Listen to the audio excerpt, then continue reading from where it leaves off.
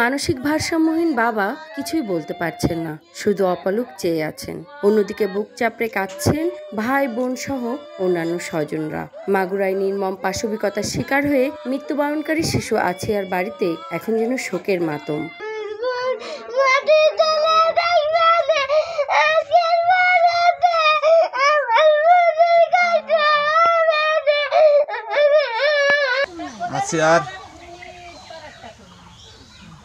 আসিয়ারদের হয়েছে,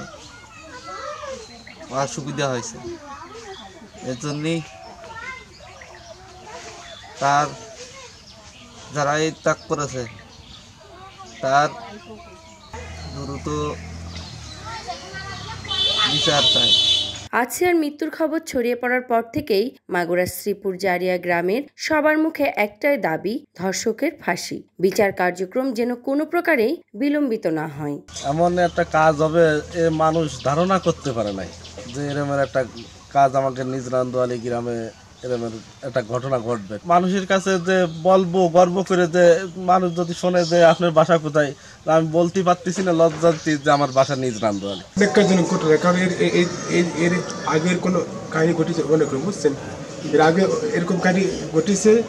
মৃত্যুর খবর জানার পরে আমরা আসলে খুব মানসিকভাবে খুব ভেঙে পড়েছি। ঠিক আছে, আসলে যারা এই কাজটা করছে তাদের আমরা সঠিক বিচার চাই, তাদের আমরা ফাঁসির কাঠগড়ায় কার করাতে চাই।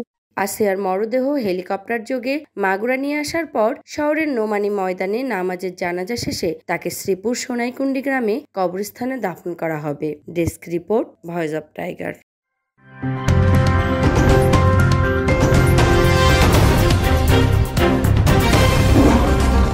Voice of Tiger.